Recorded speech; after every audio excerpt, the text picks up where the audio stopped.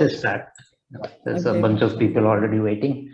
So let me begin the seminar. We are happy to have Amrita Dhillon from King's College, who's going to talk about blockchains and liquid democracy. So Amrita, over to you. Thank you, Kanishka, and thanks so much for inviting me for this webinar. It's a safe space to try out this new paper.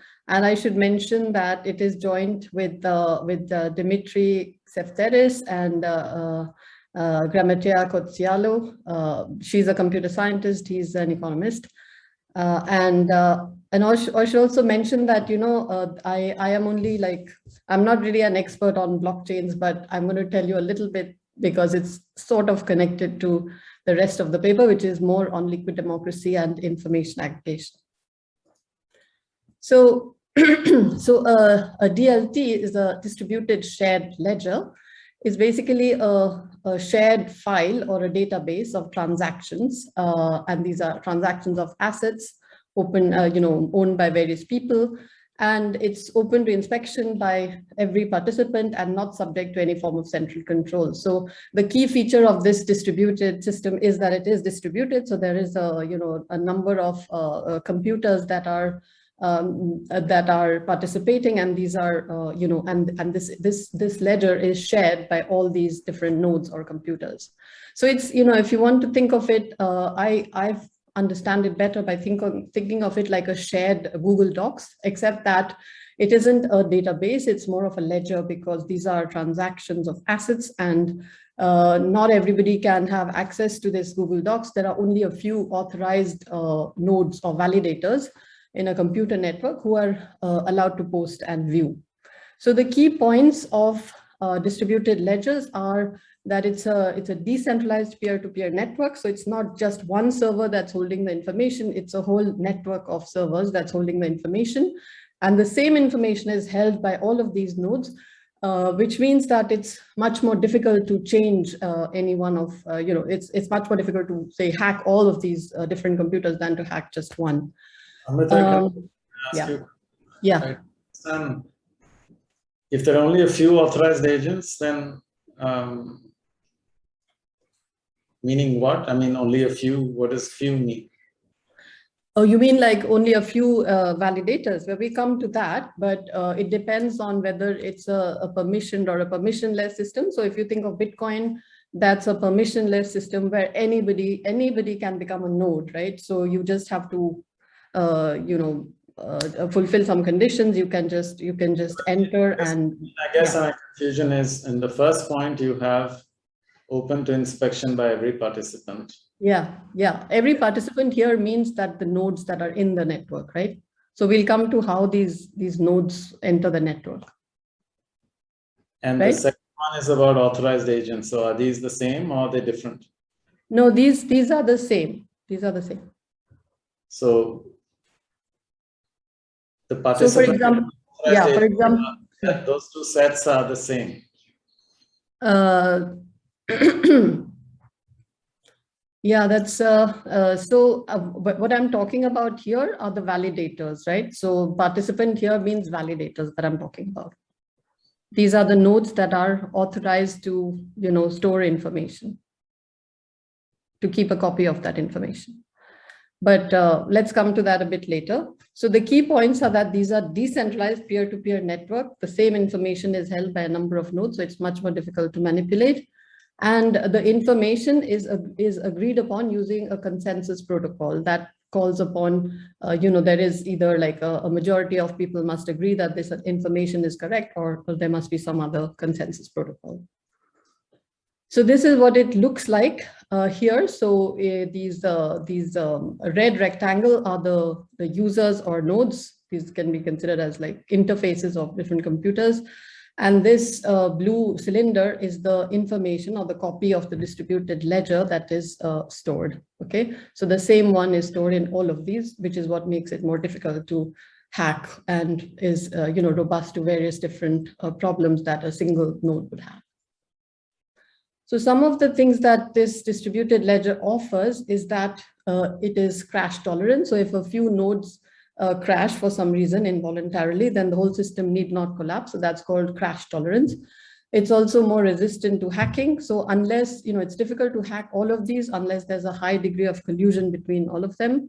And then there's something called smart contracts, which can be implemented as a function of the transaction. So for example, in a voting application, it would mean updating the vote count every time a vote is submitted. Okay, so it's a function of all the transactions that happen. So this is a general categorization. So you have distributed databases, which are again, like, they have multiple nodes instead of a single node. And so they are partition tolerant, which means that if, some part of the network gets cut off, then they can be, the rest of the network can carry on. And crash fault tolerant, if some of the nodes crash, then the rest of them can carry on. Byzantine fault tolerant is a property of distributed ledgers, because the difference between these two is that these are dealing in transactions of assets like votes or Bitcoin that are owned by different people. And so it should be tolerant also to malicious nodes. Okay, so if some of the nodes get compromised or taken over by malicious entities, then the system should be tolerant to that. Okay, so that's called Byzantine fault tolerant. And then a subset of these distributed ledgers are blockchains that store information in a certain way called blocks. These blockchains can be permissionless or permissioned. So an example of a permissionless blockchain system is the Bitcoin network, where, as I said, there's free entry. Anybody can decide to become a node by mining Bitcoins. Okay. In a permission system, like maybe in a bank, you might have a blockchain in a bank, but then only certain authorized people can be validators of the information. So in a permissionless system, so anyone interested in becoming a node can join the network. So these two guys, they want to join the network, and in the next thing you see that they have joined the network. So that's a permissionless system. Basically, permissionless is free entry, and permission network, there is no free entry. It is decided by some central authority, like in a bank, who gets the full permission, who gets the full set of permissions, and who gets restricted permissions. So over here, 1 has not been allowed to join, 2 has been allowed to join with full permission, and 3 is a node with restricted permission. And so then in a blockchain, that is distinguished by the way that the data is stored. It's just an ordered transaction list with some metadata, which includes some cryptography, which links these blocks together. So blocks are of standard size. And the feature of the blockchain is that it's an append-only system, which means that the data cannot, once some information has been agreed upon by all of the validators, then it is there for all time. It is immutable. It's an immutable history of all the transactions, which means that it's also auditable if anybody ever wants to go back. So it delivers a lot of transparency in the system. And as I said before, this is the feature of distributed ledgers, that every node in the network has a copy of the entire system, the entire blockchain, which is the data that has been validated. So in this example, the blockchain consists of just 3 blocks. And so that's, as I said, it's a special case of the DLT where the data is stored as in blocks, and it has an append-only feature. So in the case of, so what do the validators do, right? So they always check whether the entry has been made in the prescribed way, that that those are just the protocols that entries need to satisfy. So those are just technical things. But on top of that, they can also check whether the user, the person who's transferring money to somebody else, has enough money in his wallet. Or if the user has not used the same cryptocurrency twice. So this is what the validators are supposed to do. And the benefit of this blockchain system is that it is more tamper-proof. So it is more difficult to hack so many nodes. So the most interesting part for economists especially is how agreement is reached between the different nodes, which is called the consensus protocol. So how do they decide that, in the information is, how do they decide all of these things, that that the transaction satisfies the conditions that are required. And that is done by means of this consensus protocol. So consensus protocols are always designed so that they don't give advantage to creating multiple nodes. Otherwise, there would be no point in having a decentralized system if all of the nodes can be taken over by one node, right? So this is called an anti-Sybil. Sybil comes from that famous schizophrenic woman, Sybil. So you don't want the same node with different names, right? The same person with different names. Yeah. So this, yeah. So Question? you said that the data is copied in every node. The same data is copied in every node. So why does the hacker need to attack all the nodes? It's not very clear what you're saying, Kanishk. Why does the hacker need to attack all the nodes? Yeah, I mean, isn't it easier to just have one node and get all the data? Why is hacking more data? No, because information is not validated unless it is agreed upon by a certain number of nodes, right? So hacking one would not be enough to change the block. Who approves it? Like in the case of Bitcoin, like we don't have a person like who's validating it. Like there's no central person like who owns it, right? That's right. There's no central person, but anybody can decide to become a node and to validate a transaction, and in return they get a reward, which is the Bitcoins that they get. So this is called mining. So that's called proof of work. Okay. But now mining happens like why, like when of the computing skills and all, and that's for free. But if I invest money in it and then I buy it, so ma'am, who's validating that transaction? Every transaction is validated by the nodes that are in the network, right? So it's all computer, like it's all done by computer. Like yes, all done by computer. So people who have a lot of computing power are at an advantage here, right? So because you need to solve a very complicated puzzle, and yes, ma'am. Yeah, you need to solve this puzzle in order to be the first person to solve that puzzle, gets the rewards and becomes a validator. That's how it happens. So people who have access to computing power, to a lot of servers, it uses up a lot of energy. Basically. Yes, ma'am. That's why like there is like I was just listening to like Elon Musk and also ma'am like renewable energy, and that's why ma'am this Bitcoin and all ma'am they might like they go offhand, isn't it? Yes, that's right. Yeah, that is a big problem with the whole proof of work in Bitcoin. The proof of stake is a different consensus protocol where the probability of being chosen to validate a block is proportional to your crypto holdings.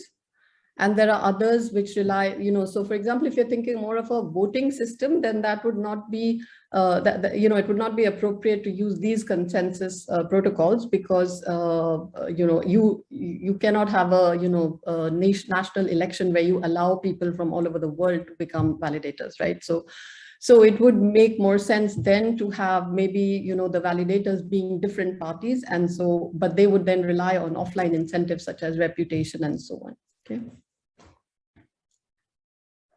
So some of the desirable characteristics that we want in terms of more economics language for the consensus protocols are that we want to have consensus among sufficiently many nodes to disincentivize malicious attack, which includes collusion. So collusion should be more difficult. So this is some sort of incentive compatibility mechanism to stay honest and not to not to collude with people to attack the system. And minimization of cost, which is computing power, as in the case of Bitcoin. And you also want to reward people for doing this work of validating the data, right? So this is in the case of a permissionless system. You would want an individual rationality constraint. Okay, so this is in terms of more economics language what we want consensus protocols to satisfy. This is a categorization of the protocols. So you can have political protocols and more capitalistic protocols. I don't know all of them in detail, but they could be the ones that I've already described, that is proof of stake, that is more of a political one. Sorry, that's more of a capitalistic one, the proof of stake. And also the Bitcoin one, which is proof of work, is also a capitalistic one, which is where there's a link between how much capital you have and how likely you are to produce the next block. And the political protocols, which can be based on voting, okay? So these are different types of consensus protocols. Okay, so now that was my little bit on blockchains and DLTs. And let me come to the paper now, which is more of a theory paper. So the main link between our paper that is on liquid democracy and blockchain is that for liquid democracy to work, you really require a very secure electronic voting system, and blockchain offers that, right? So blockchain offers the fact that it is decentralized means that you are not always at the at the mercy of a central authority who could decide to manipulate an election. And also because of the kind of difficulties of hacking the system, because of its transparency in terms of the auditability, simply because the record is immutable, so you cannot change it easily. So that means it would be auditable, and so that makes it a much more secure system. But blockchain is still in its infancy, especially for voting application. There are a number of them out there, but none is, so far the scientific consensus is that, it hasn't reached a point where it can be used in a national election. However, electronic, yeah. Could you please define the liquid democracy? Yeah, I'm coming to that. I'm just telling you what the link is with blockchains, right? Yeah. So basically, blockchains are only useful for liquid democracy because it's a more complicated voting system that can only be done on an online system.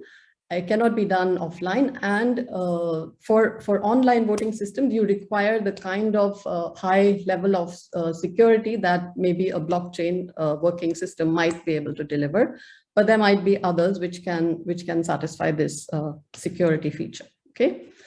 So one other point to note is that voting is different from cryptocurrency transactions in the sense that there has to be a central authority involved because the eligible voter list have to be given by the legal authority offline. So decentralization is limited, and which is why people say that the blockchain in voting may not have a very bright future. So let's go on to liquid democracy now. Okay, so liquid democracy was a system that was, that has a very long lineage. It was first suggested by philosophers, later discussed by Schubik in 1970. What it does is it combines direct democracy with representative democracy. So voters can choose whether to delegate their votes or whether to vote directly, and they can do different delegations for different issues. Okay, it has been used already by a number of different organizations. For example, pirate parties, which started in Sweden in 2006. So as the name suggests, these are parties that are against intellectual property rights.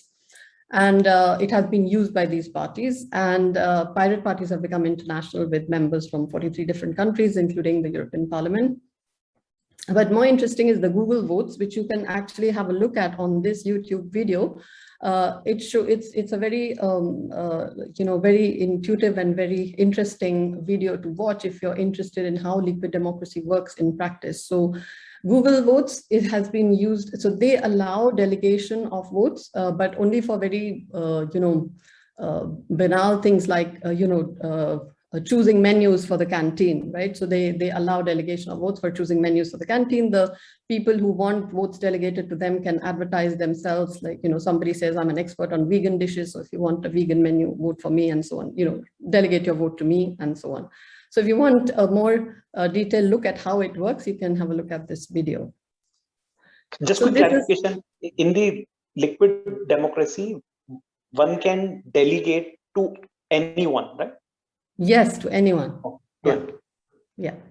So as you see here, this is direct democracy where you have a binary issue with yes or no, like Brexit, and then people can only vote directly on yes or no. So it's like a referendum. What we are more familiar with is representative democracy, where people vote for representatives and then the representatives vote on the issues. Right, this is representative, and liquid democracy allows for both. So you see these two guys have delegated their votes to this person and she votes directly yes or no.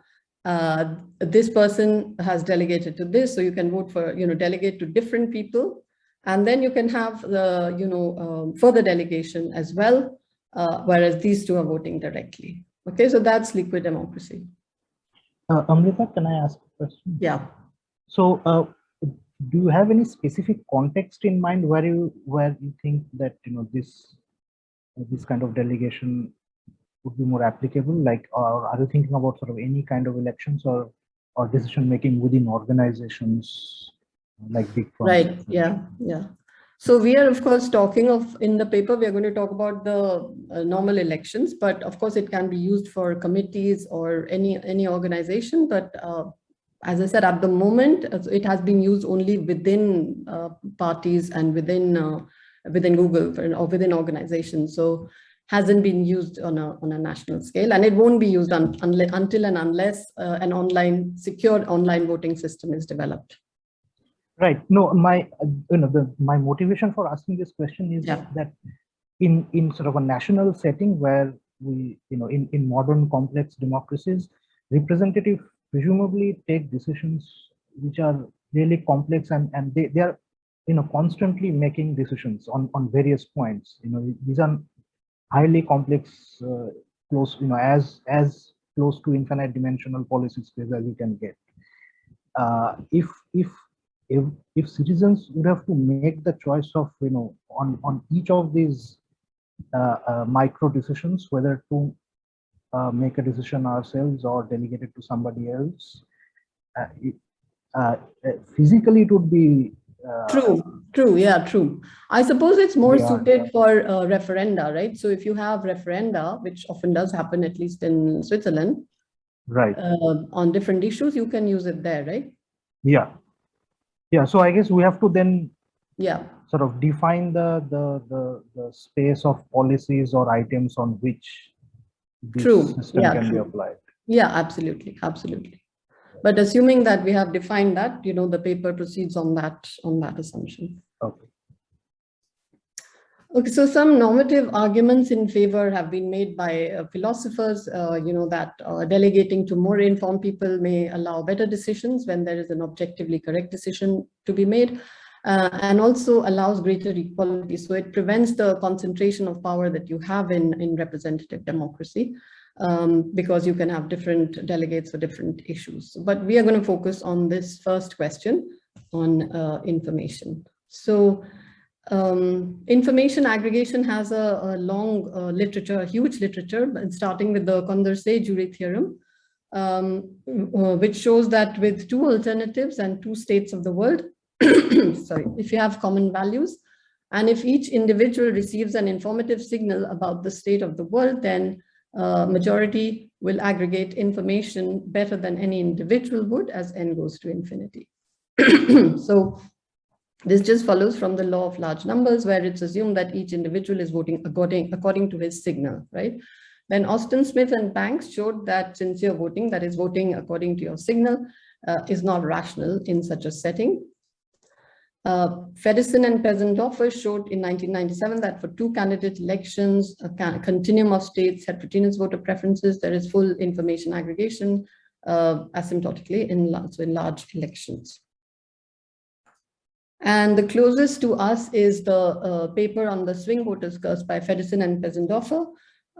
They show that that if you allow strategic voting in this setting where you have excuse me, you have two states of the world and two alternatives, and there are some informed and uninformed voters as well as partisans, then they show that there is this swing voters curse, that a substantial majority of the independent voters will abstain strategically to allow the informed independents to be decisive. So this is the setting that, the model setting is similar to Feddersen and Pezendorfer. And then there are some computer scientists who have also been working on liquid democracy and information aggregation. They use, these guys, Kang, McKenzie, and Procaccia, use network theory and non-strategic decision-making, so just algorithms, where they assume that voters delegate only to more informed voters who are within their local network. they show then that delegation can lead to worse outcomes than majority voting. And this happens because of the concentration of power, that if you keep, if everybody keeps delegating to one person, then you lose information because, because you're not aggregating across people who have, different signals. However, they do show there is a mechanism which is non-local and which caps the total number of votes that a single delegate can receive. And then delegation is guaranteed to be strictly better than direct voting. So what are our research questions? Well, first, let me define what we mean by information aggregation. So if voter preferences depend on a noisy state variable, under what conditions do large elections deliver outcomes as if the state was common knowledge? So that is what is meant by information aggregation. And our question is, does liquid democracy do better than direct democracy in information aggregation? So we are not looking at representative democracy here, we're looking only at direct democracy. And in contrast to the literature, we're going to show some results even for small elections. So assuming that voting is costless and you allow strategic voting, the first question is, does delegation improve on direct democracy in terms of voter welfare? And let me say the answer isn't obvious, because especially when, you can imagine that if informed types are known, then it's easy for the uninformed voters to delegate to experts or informed voters. But what if there's private information? Then there could be partisans out there, and you might be delegating to the wrong person.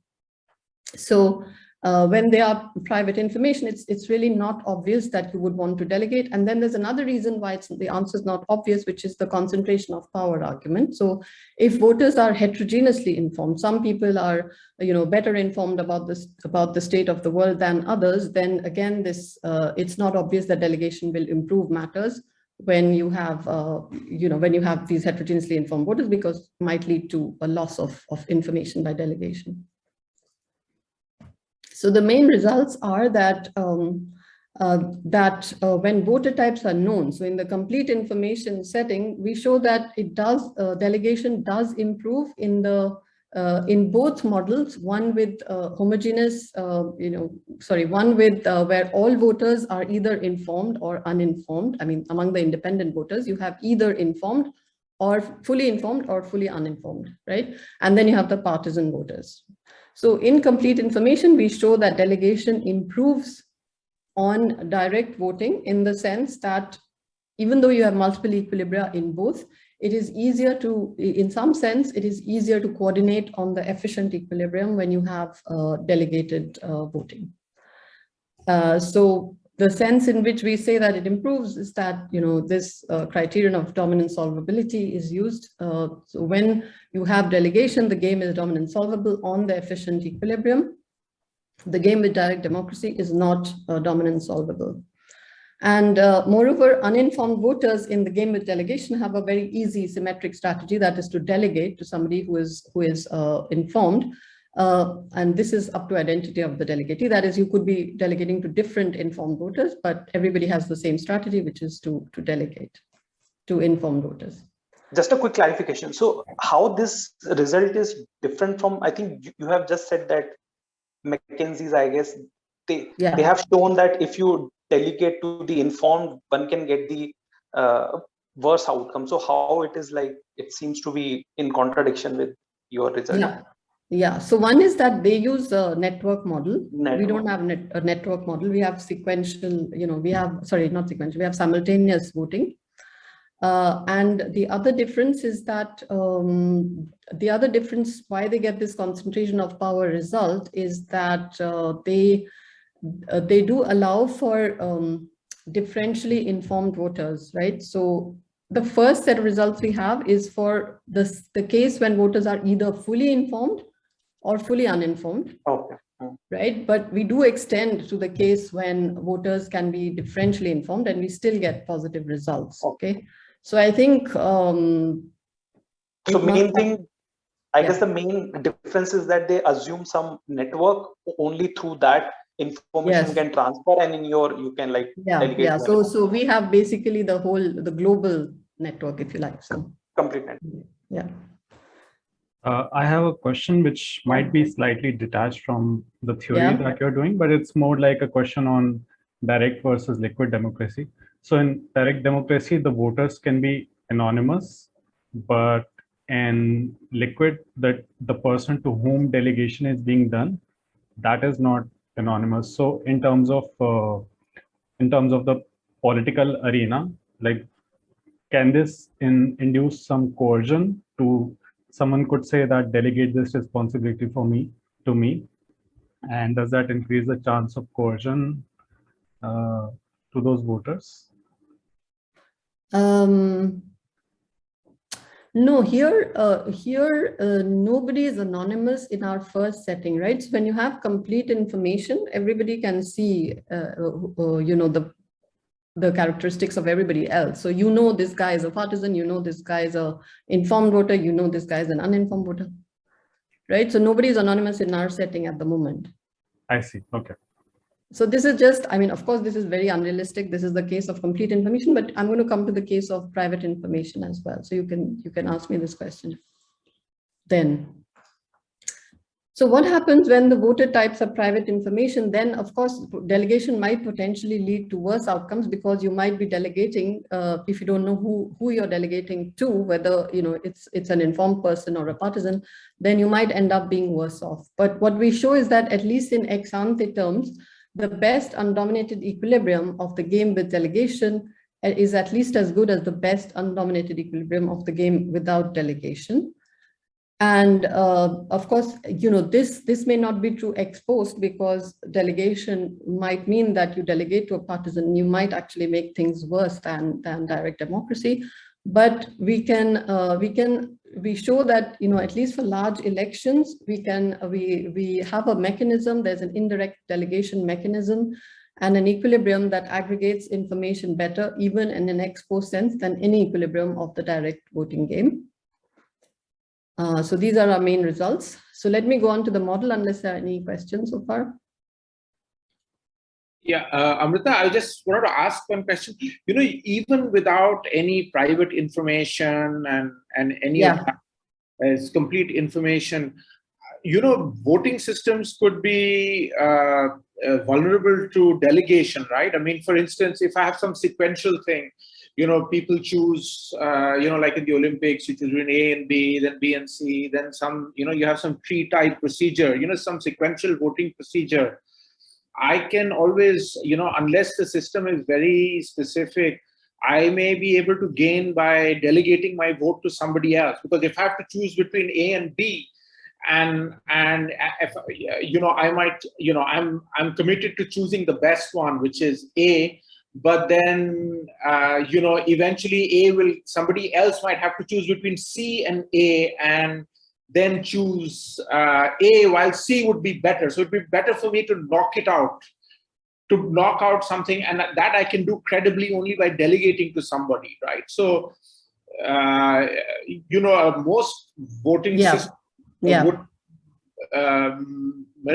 vulnerable to delegation, even with complete information, right? So you're saying that if you have more than two, alternatives. I guess I'm saying I think you need more than two alternatives from that.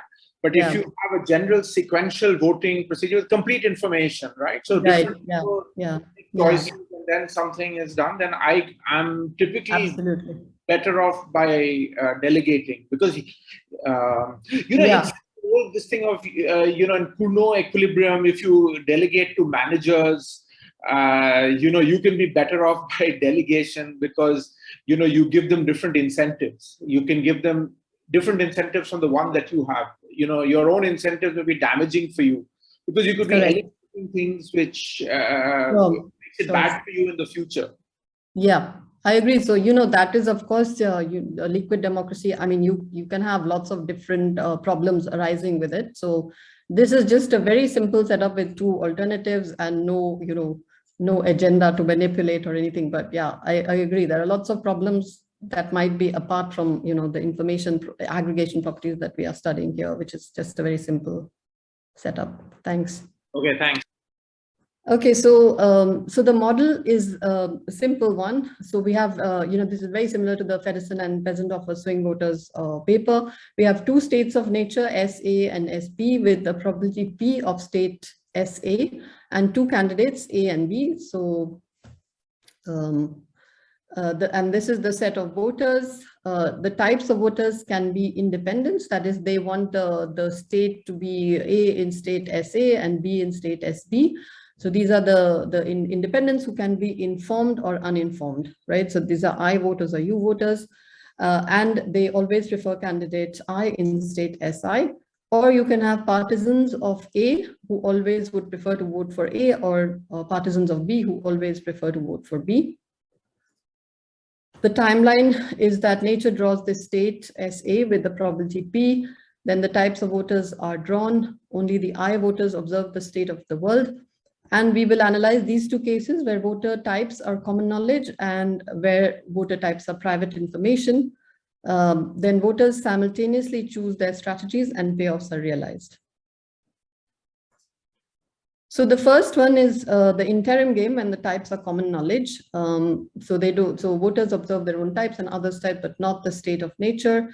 And the strategies for a voter, for voters I, who can be partisans or uninformed, is that they can either vote for A or B or abstain. Or if you have the strategy set with delegation, then you also have an extra strategy where you can delegate to another person, right? We will assume here that maybe this is important for your point, Arnav. So we assume that the person to whom the vote is delegated cannot split the delegated and own votes between different options in the strategy set.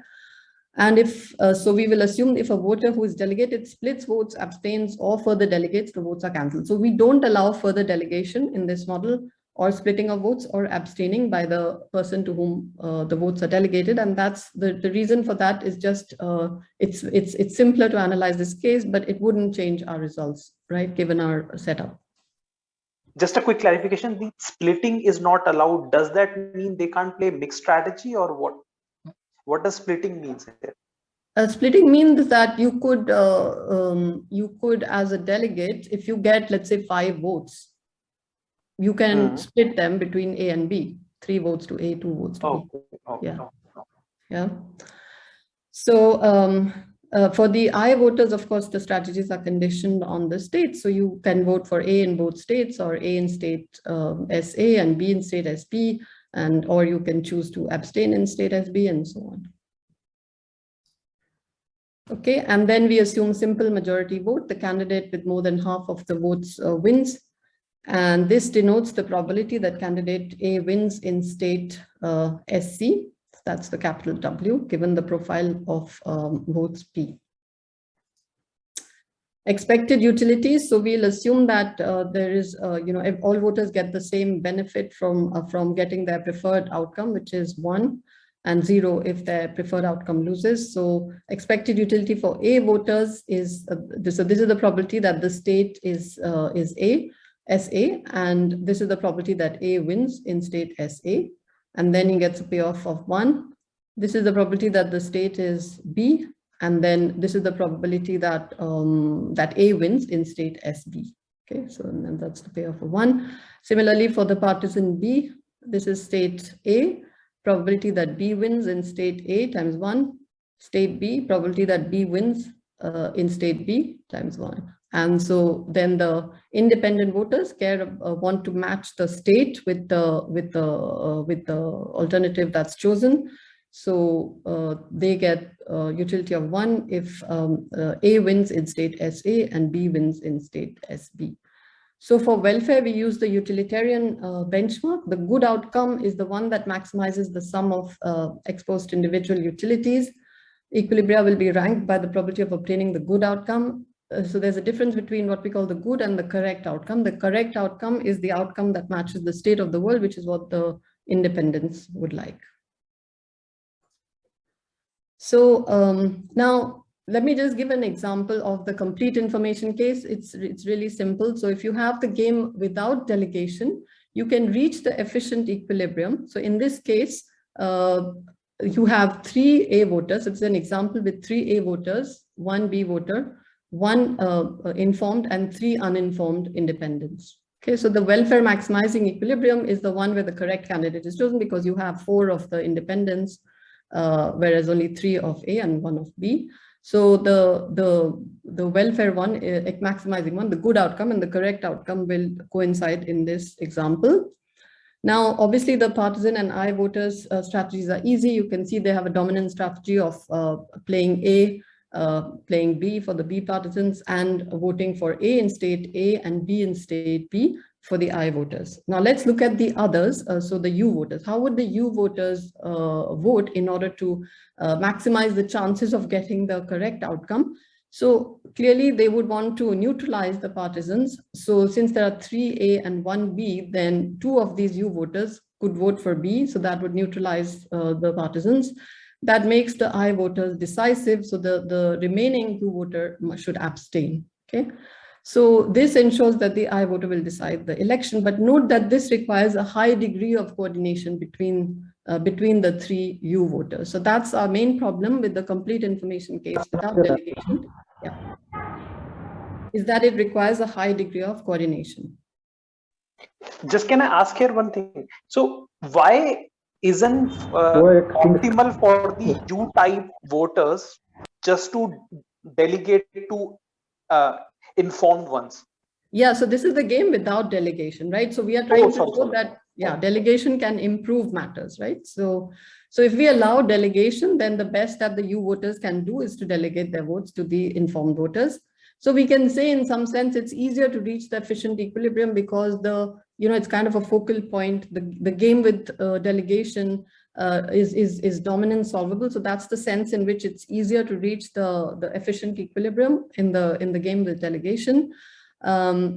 So what we show is that the game with delegation is dominance solvable, the game without delegation is not, and the dominance solvability only requires 2 rounds of delegation, so it's cognitively easy. So I won't go into into dominance. I think everybody knows this. I'm just going to skip this. So basically the main result is that if these conditions, these are sufficient conditions to show that when you have the game without delegation, then it's not dominance solvable. So this basically ensures that the U voters can affect outcomes. Okay.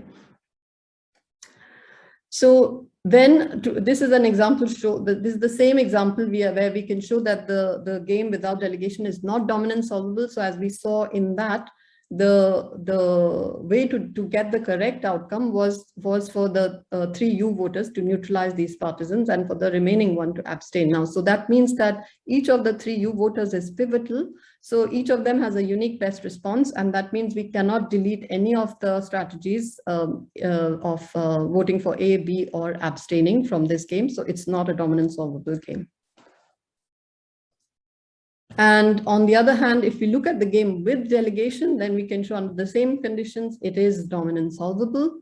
And so basically in the reduced game, we show that the U voters have a dominant strategy of delegation, right? So we already know that the other voters, the I voters and the A and B voters have a dominant strategy in both the game with delegation and without delegation, but in the game with delegation, the strategy of delegation then in the reduced game becomes a dominant strategy. Is that clear? But just one quick clarification. Isn't the way the payoffs of uninformed are constructed, it is same as the informed ones? And informed ones obviously know which one to choose. Then it's very obvious that with delegation, their only optimal strategy is just to delegate. There cannot be any other case. Isn't the way the model is constructed? So what do you mean? This is the same model as the Feddersen and Peasant of swing voters model.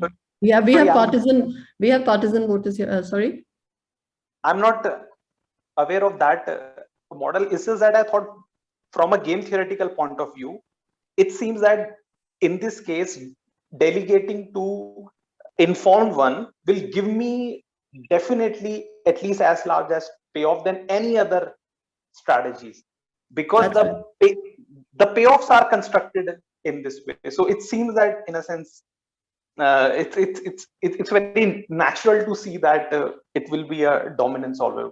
Of course, that's true. That's true. That, but but it's certainly not obvious that you can of course reach the same outcome, right? You can reach the efficient outcome even in the game without delegation, right? It's just that it's easier to coordinate. That's all. Absolutely. Yeah, that's all. There are still multiple equilibria in both games, but this one you can think that this equilibrium is easier to reach. That's the main argument that we're making here. But in addition, we do show that even if you change the model in a way that it's not that obvious that even in complete information you want delegation will improve matters, is the case where you allow differentially informed voters, right? So no voter is fully informed. Let's say you can have somebody who knows, like, with 80% probability what is the correct state of nature, another person who knows with 50% probability what is the correct state of nature, and so on. But even in that setting, we have some examples to show, and I think we can prove it, that delegation will be better than direct democracy. Okay, and that's because it offers the flexibility of moving. It offers a greater flexibility in choosing voting weights for different voters according to the information precision that they have. Amrita, Yeah. hi. I have a doubt. I'm Mayank here.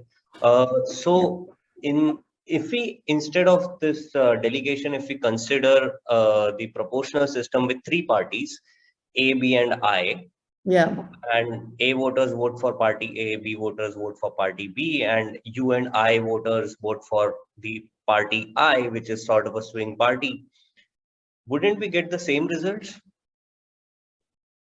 I don't know, really. I mean, I don't know what that model is. Representative democracy like we have in Germany. So there are multiple parties, so we can but have. I mean, here the main thing is about being informed and not uninformed about the state of nature. So it would be a different model. We'd have to much more complex. No, but what I'm assuming is that the I party gets to know the state of nature after getting the number of votes. So the U voters basically delegate their votes to the party. So you can think of you're thinking of the I voters as a party. Yeah. Right. Yeah, I mean, I don't know how plausible that is, but yeah, let's not go into that right now. But limited time. Okay, we can talk about it later. Sure. So coordination on the efficient equilibrium, I already spoke about this, that you have to, in order to reach the efficient equilibrium in the game with complete information, the voters need to have a very robust coordinating strategy. They need to have it's very fragile, and you can see that if you move away from asymmetric strategies, which is what we had in the example where we had two of the voters voting for B and one of them abstaining. So it's an asymmetric strategy. If you move to symmetric ones, then you can see that it may not be possible that there are symmetric, pure, or fully mixed equilibria where you can implement the efficient outcome. Okay, so this is the main argument against direct democracy, whereas in the game with delegation, it's very easy to coordinate on the correct outcome. So that's the case of complete information. Now we move to the more interesting case with private information, because of course it's very unlikely that voters know each other's types. They know who's informed and who's uninformed. But now we move to a situation, a different type of model where the electorate and the size of the electorate is known, but you have probabilities of different types, which are common knowledge. So when you meet a person I, you only know with what probability he's likely to be informed, uninformed, or A or B. Okay, so but each individual can have a different such probability, but these are common beliefs about the individuals. So even with private information, we show that the game with delegation is superior in the following sense, that the best undominated equilibrium of the original game with delegation is at least as good in ex ante terms as the best undominated equilibrium of the original game without delegation. Okay, so this is in ex ante terms. We can say that the best undominated equilibrium is weakly better. So the intuition for the proof is the following. So It's easiest to think of the equivalent normal form representation of the ex ante Bayesian game. And in this game, it is a normal form game. In this, we can fix the strategies of types A, B, and I to be their, what were the dominant strategies in the complete information game. So type A always plays A, type B plays B, and type I plays A, B, right? So vote for A in state A and B in state B. And so once we do that, so the only types that have any, that are still players are the U types, right? The each voter in their U type avatar. So that resulting game is a game of common values between what we can call U voters, the uninformed voters. And we show that the equilibria in undominated strategy is the same in this game as the original game. And then consider the best undominated profile of strategies in the new game. So the new game is the one which has common values, right? That gives us some traction, the fact that the new game has common values, both with and without delegation, because it's a game only between the U voters, okay? So we can use McLennan's result that in a common values game, the profile of strategies that maximizes the utility, the expected utility of the U voters is also a Nash equilibrium, okay? So that is true in both games, the game with delegation and not delegation. So what's the difference between these two games? The only difference is that in the game with delegation, we're adding a strategy of delegation, an extra strategy for the U voters, right? And that, because it's a common value game, it can only improve outcomes for the, in any case, it can only improve outcomes for an individual voter. And this is why the equilibrium with delegation weakly increases ex ante utility for all U voters. Is that clear? Any question on this?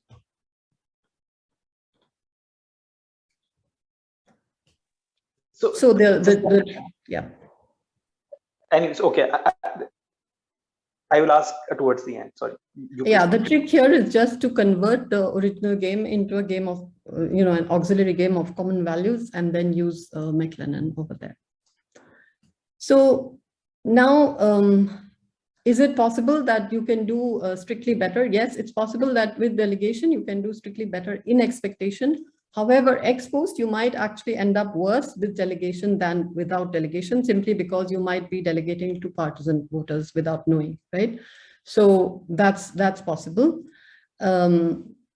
So it could be worse in realization. So we show finally that we can do better if we have a mechanism for indirect delegation. So this is in a more restricted model, and for sufficiently large N, we can show that there is a mechanism which can improve on information aggregation, even ex post with delegation as compared to without delegation. Okay, so in the restricted model, the number of the independent voters is Ni, that is known. The number of informed independents is known, the number of uninformed independents is known, and the number of partisans is known, but the type of partisan is not known. So we don't know whether a partisan voter is a type A or a type B, but with probability half, we know that it's going to be a type A and type B, okay? Later, we can extend this to any probability of being type A or B. So we will assume that the uninformed are bigger strictly than the informed, and we will assume that without loss of generality, to simplify the calculations, that the number of partisans is an even number, and the number of partisans is a multiple of the number of informed independent voters. So now what is the mechanism? So we think of the mechanism as a box where voters who want to delegate will drop their votes in the box, and the people who want to, who want to have extra votes will just pick up these votes. We of course cap these votes that can be picked up at once. They can only pick up one vote from the box. And if, the mechanism is designed in such a way that a penalty is imposed if an agent is a delegate, so has picked up an extra vote, but then votes for a candidate or an alternative that loses the election. So we punish them for choosing the wrong candidate. And then we show that there exists a penalty and a pure strategy equilibrium in undominated strategies, such that only the uninformed independents will drop their votes in the box, and only the informed voters will pick up votes and partisans will not. So this is the result that for any admissible HI for the parameterizations that we have, there exists a threshold of n such that the described mechanism admits an equilibrium where uninformed voters transfer their votes only to informed voters for all whenever this n exceeds the threshold. So the idea of the proof is here. So let's denote as U plus of I the expected utility of a voter I with an extra vote for the preferred alternative. And UI is the expected utility from not picking up the extra ballot. So this delta UI is the difference between the two, so that, you know, we only want to consider the pivotal events. So we need to satisfy the following conditions. We want the informed voters, the informed independent voters, to pick up votes, right? And we want the partisans not to pick up votes.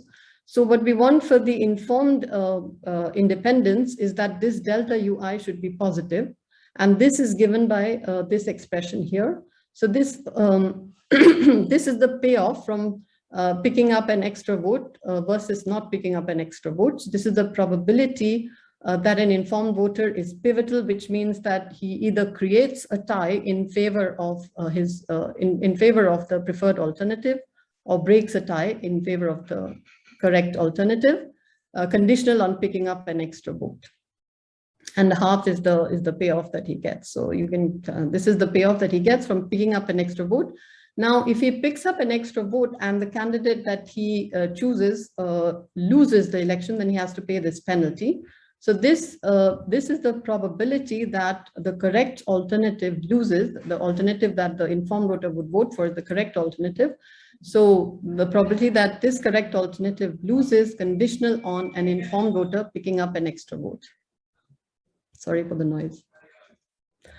And now for the partisan voters, we want that they should not pick up an extra vote. So we want their expected utility from their delta U to be negative, right? That's what we want. And this is the expression for their expected utility from picking up an extra vote versus not picking up the extra vote. So with the probability half, the state is state A. And in this case, they get the same payoff as the, so this is the case when A is actually the correct alternative. It matches with the correct alternative. And this is the probability that an A partisan is pivotal in favor of the correct alternative, which happens to be A here, conditional on picking up an extra vote. This is what he would have to pay if the correct alternative loses, conditional on his picking up an extra vote. Okay, and then this is the probability of state B, and then he would be voting for the wrong candidate in state B, which is A. And then this tells us the payoff that he would have if the wrong alternative wins, conditional on his picking up the extra vote. And this is what he would have to pay if his preferred alternative loses, conditional on his picking up the extra vote. And similarly, we would have for the B partisan the same thing, right? So we have to satisfy these two, this equation, this inequality and this inequality. And so the way we do it is we set this equal to 0 and look for the row that satisfies this equal to 0 and plug it into this expression here. So what you get is by substituting this, we need to show this inequality has to hold, right? And here we can invoke the law of large numbers, that is the denominator here. Given our assumptions, the probability that the correct alternative loses, conditional on the informed voter picking up an extra vote, is going to 0 as n goes to infinity. So intuitively, this is just the law of large numbers that, as you know, given our assumptions that the partisans are equally likely to be A and B, as n goes to infinity, basically the difference between the number of votes for A and the number of votes for B is going to 0, which means that the independent voters will decide the election, even if they're a small percentage of the total. And so the right-hand side goes to infinity as n goes to infinity. So all we need to show is that this is finite. And indeed, this turns out to be equal to 2. When we do the calculation, this turns out to be equal to 2. So the intuition is basically that all the voters have a low probability of being pivotal Okay, but so both the informed and the partisan voters have a low probability of being pivotal, of making a difference in the winning candidate. But the partisans actually have a larger cost than expected cost than the informed voters. So the gains from picking up an extra vote are small for all voters, whether they're informed or partisans. However, partisans have a higher probability of paying the penalty, while the I voters have a vanishing cost. So that's the thing that this mechanism rests on. Now, of course, you might say that, okay, we are simplifying our calculations here by just assuming that, you know, the states are equally likely, or that the partisans are equally divided between, you know, so you have an equal probability of being an A or a B partisan. We do show robustness to that numerically. It's very difficult to actually do the closed form solution, but numerically we can show that if we relax the assumption that partisan voters of each type are equally likely, we can show that that ratio is still less than 1. So, we show that it goes to 0 for thresholds for you know, the partisan voters just greater than 30. So here in this graph, we have the ratio of the ratio R over here, which was this one. Sorry, it's this ratio, this over this. And we show that, so when you have, you know, the H is the fraction of, is the fraction of, sorry, it's so the H equal to 0.5 means that the informed voters are 50% of the, 0.5 of the partisans. And P is the probability of an A partisan. So 0.5 is the case that we already did. Obviously, if we have too large a share of any of the partisans, it means the election is going to be decided by that set of partisans. So you can't have it diverging too much from 0.5. But we show for both 0.4 and 0.6 that if you have, you know, informed voters 0.5 of the with this H, we have this particular result. Okay, so the ratio does go to 0. And similarly, when you reduce H to 0.2, again, for the same P's, you still have this result.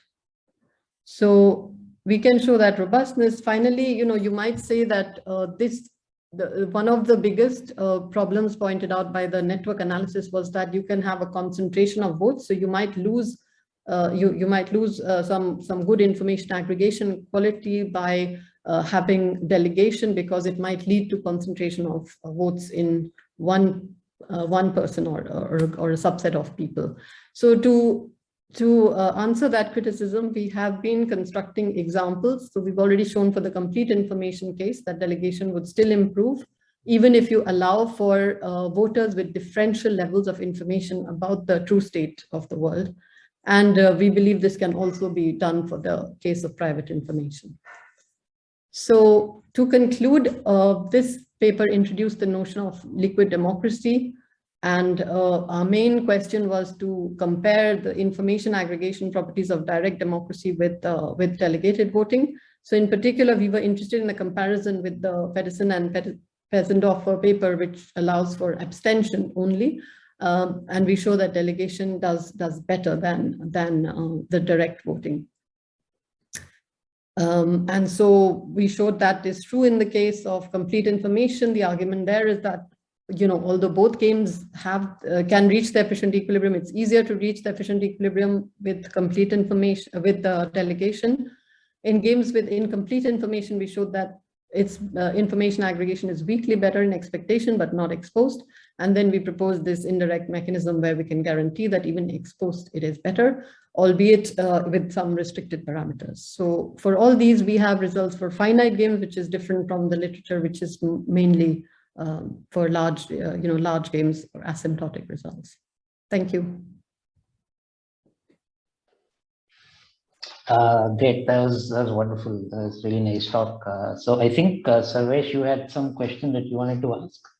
We have about 10 minutes now.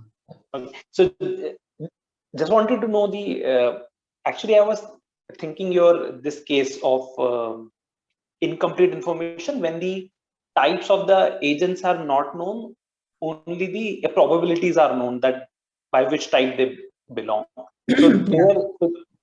So there, as you said, that the only strategy to be computed is for the uninformed type, right? For partisans and the informed, their strategies we know. So I'm just trying to think of what will be their equilibrium strategy. So may I ask one example in which can you just tell me what could be their strategy? So say, for example, let's take case one in which say for simplicity, each agent has a 0.5 probability of partisan A, a 0.4 probability of partisan B, and say 0.1 of being informed. Yeah. In that case, what will be the strategy of the uninformed ones? I mean, so for our equilibrium, we don't know what the strategies are. All we can say is that there exists. Yeah, we can say there exists a Nash equilibrium. It's difficult to. Got it. So maybe one can, in a sense, it would be. Do you think it would be interesting to characterize the equilibrium, given these probabilities, this will be the equilibrium?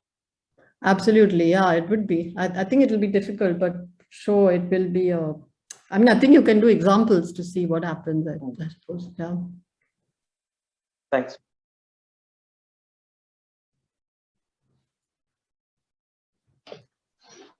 Okay, so I can just take about a minute if anyone else has any other questions. Otherwise, we can just wrap up. Yeah, just maybe one. I feel that in your complete information case, the way a model is constructed, that's my guess. I'm not very hundred, but my guess is that even if you assume the networks like the one which you are mentioning, so even then your results will go through that, Right. So I see what you're saying. The reason is that it will go through because the reason is that for our model, voters are either fully informed or uninformed. Right. So, but if you but we can allow for differential precisions as well. But in the later cases, all I'm just trying to say is that your complete. So the way you are representing your complete information case, in some sense you are underselling. You could in a sense just say that assume any network and our result will work on that also. So that in a sense. Yeah, thanks. But it's even more general than that, because we can show it even for the case that they have, which is that voters have different levels of information about the state of the nation. It still works for that as well. Right. So, but as long as the network is a global network, then it would matter whether it's local or not. True. But I'm saying that at least what I understood, your complete information case, that will work even with the local networks that you can only. Yeah, exactly. So I'm saying two things. I'm saying one, you're right, that with the setup we have, which is that informed voters are fully informed, uninformed are not. You are absolutely right. But I'm saying you can see even more. That is, you can, in order to compare better, you can ask whether our result holds for the case which they have, which is that precision levels are different for different voters. So there are no fully informed voters, right? But it still works as long as you have that global network. It doesn't work, but we don't need any caps, right? We don't need any caps for that.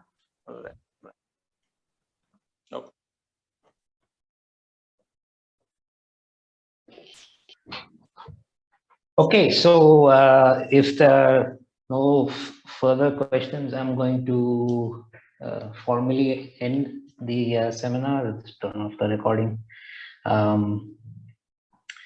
And